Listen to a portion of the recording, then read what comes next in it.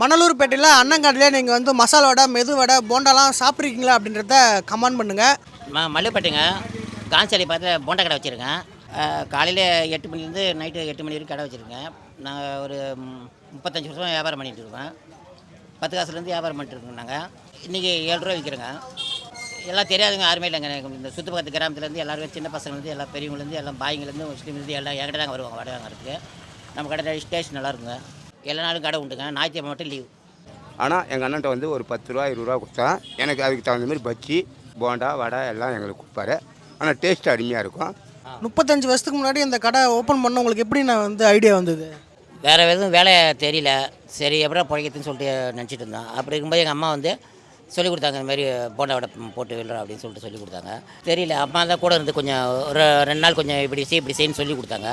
அதுக்கப்புறம் கொஞ்சம் கொஞ்சம் பார்த்து கற்றுட்டு ஒரு 6 மாதத்தில் கரெக்டாக ட்ரைனிங் வந்துடுச்சு. எந்தெந்த ஊரில் தான் அதிகமாக வருவாங்கண்ணே? கள்ளக்குறிச்சி வரைக்கும் எங்களுக்கு வடை போண்டெல்லாம் பாய்ங்க வாங்கிட்டு போவாங்க. அதே டைமில் இந்த ரம்ஜான் மாதத்தில் நோம்புக்கு ஆர்டர் கொடுப்பாங்க நிறையா. இன்றைக்கி கூட 100 வடை ஆர்டர் கொடுத்தேன். டெய்லி ஒரு நாளைக்கு ஒரு டின் எண்ணெய் ஆகுதுங்க எனக்கு. ஒரு நாளைக்கு 5000 ரூபாய் வியாபாரம் பண்ணுவேன். புது எண்ணெய் தான், டெய்லி புது எண்ணெய் தான் மாற்றிடுவோம். டெய்லி எண்ணெயை மாற்றிடுவோம்.